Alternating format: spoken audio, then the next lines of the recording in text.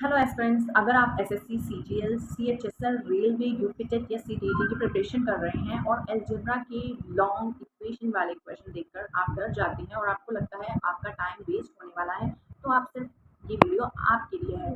आज Sunday special class में हम अलजेब्रा के ऐसे 5 सवाल करने वाले हैं जो एग्जाम में बार-बार रिपीट होते हैं और जिन्हें आप बिना किसी लॉन्ग कैलकुलेशन के सिर्फ 5 टू 10 सेकंड्स के अंदर सॉल्व कर सकते हैं। आगे बढ़ने से पहले अगर आप मेरी personal one on one online math coaching join करना चाहते हैं, जहां हम आपकी स्पीड को और बेसिक कॉन्सेप्ट को पर्सनली वहाँ पर काम करेंगे, तो नीचे दिए गए डिस्क्रिप्शन और कमेंट बॉक्स में व्हाट्सएप लिंक पर अभी मैसेज करके डेमो क्लास बुक कीजिए।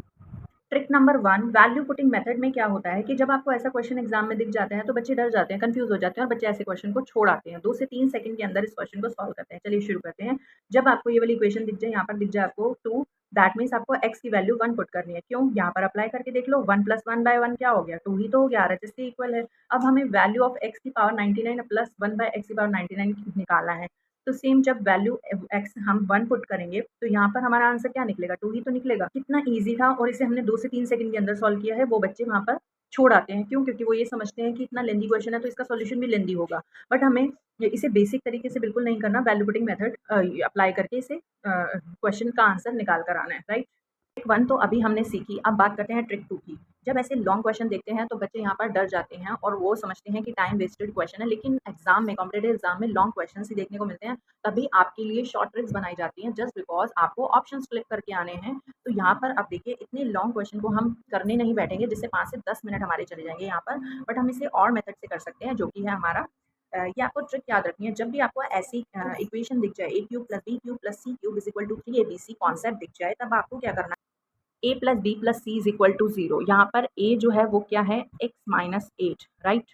b जो है वो है x - 9 एंड c जो है वो x - 10।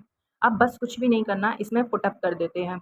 x - 8, x - 9 प्लस का साइन बीच में लगाना है, x - 10 = 0, राइट? अब यहाँ पर इस ब्रैकेट्स को ओपन अप कर देते हैं। 9 + x - 10, राइट? अब आप क्या करेंगे, यहाँ पर देखिए x को, तीनों x को प्लस कर देते हैं, दैट मीन्स 3x। अब आप बताइए, -8, -9 और -10 क्या होगा? तीनों को जब जोड़ देंगे, minus minus plus, plus minus minus, right? उसके बाद क्या है? 10 + 9 19, 19 + 8 कितना हो जाएगा? 27 = 0। यहाँ पर आपको पता है वेरिएबल्स अलग कर देंगे और कांस्टेंट अलग कर देंगे। कांस्टेंट इधर ले आओ, -27 यहाँ पर +27 हो जाएगा और यहाँ मल्टीप्लाई में है 3, तो यहाँ पर जाकर डिवाइड हो जाएगा, राइट? अब क्या करेंगे, इसको डिवाइड कर देते हैं। 3 जो 27 है वो 3 की टेबल में 9 टाइम्स जाता है, तो यही हमारा आंसर है। अगर इसे हम बेसिक मेथड से करने बैठते तो बहुत ही लेंदी हो जाता है, जिसमें हमें क्यूब्स करने पड़ते, राइट? बट हमें यहाँ पर क्यूब्स नहीं करना, हमने यहाँ पर देखा, एक कॉन्सेप्ट अप्लाई किया। आपको अगर समझ आया हो तो हम अगली ट्रिक पर चलते हैं। ट्रिक के साथ देखते हैं trick number 3, symmetry rule equal variable trick. इसमें क्या होता है, जब भी आप ऐसे इक्वेशन देखेंगे तो आप इन तीनों वेरिएबल में से किसी भी एक को आप क्या करोगे?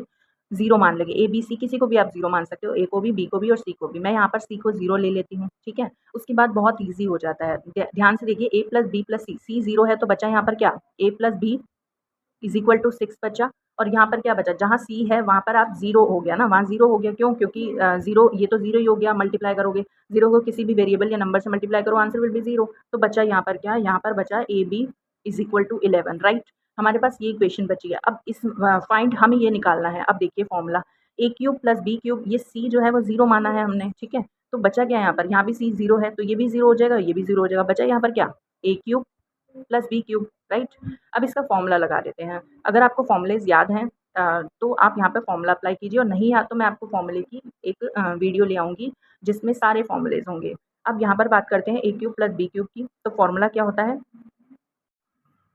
यहाँ पर फॉर्मूला क्या लगेगा? a + b का whole cube minus 3ab in bracket a + b, right? अब आप क्या करेंगे, a + b, यहाँ पर देखिए वैल्यूज हमें गिवन है। a + b को क्या माना गया है? 6, और ए बी, जहाँ पे आपको ए बी दिखे वहाँ पर आप क्या करोगे? 11 वैल्यू पुट कर दोगे। a + b 6, right? अब 6 को 3 टाइम्स मल्टीप्लाई करोगे तो क्या होगा? 216, राइट? अब 3 इंटू 11 33 होता है और 33 मल्टीप्लाइड बाय 6 क्या होगा? 6 3 ज़ा 18 1 6 3 ज़ा 18 198 अब 216 में से 198 जब आप माइनस करोगे तो क्या आंसर आएगा? 16 में से 8 गए तो 8 बचता है, 10 में से 9 गए तो 1 बचता है। Our answer is 18। छोटी सी कैलकुलेशन है, बेसिक, ये तो हम स्कूल्स में भी करते हुए आए हैं, तो ये कैलकुलेशंस आपको आती होगी। अदरवाइज वैल्यूज पुट अप करनी है तो हमने बहुत ही ईजी तरीके से ट्रिक नंबर 3 को भी कंप्लीट कर लिया है। अब आपने ये तीनों ट्रिक सीख ली। मैंने वीडियो में बोला था हम 5 क्वेश्चन लेकर आएंगे, बट ये बहुत ही लॉन्ग वीडियो हो जाएगी, इसलिए मैंने आपकी जो 2 क्वेश्चन बचे हैं वो मैं कल शॉर्ट में ले आऊँगी। तो अभी आपके लिए एक होमवर्क क्वेश्चन है, ये आप यहाँ पर देख सकते हैं। इसे मुझे जल्दी से सॉल्व करके कमेंट सेक्शन में बताइए। याद रख, अगर आपको आज की संडे स्पेशल मास्टर क्लास पसंद आई हो तो वीडियो को लाइक ज़रूर करें और अपने एस्पिरेंट्स दोस्त के साथ ज़रूर शेयर करें। अगर आप एसएससी यूपीटेट या रेलवे मैथ्स की कंप्लीट तैयारी के लिए मेरी 1-on-1 लाइव क्लासेस ज्वाइन करना चाहते हैं तो दिए गए व्हाट्सएप लिंक पर मैसेज करें। चैनल को अभी सब्सक्राइब करें। मिलते हैं अगली क्लास में। All the best, keep practising.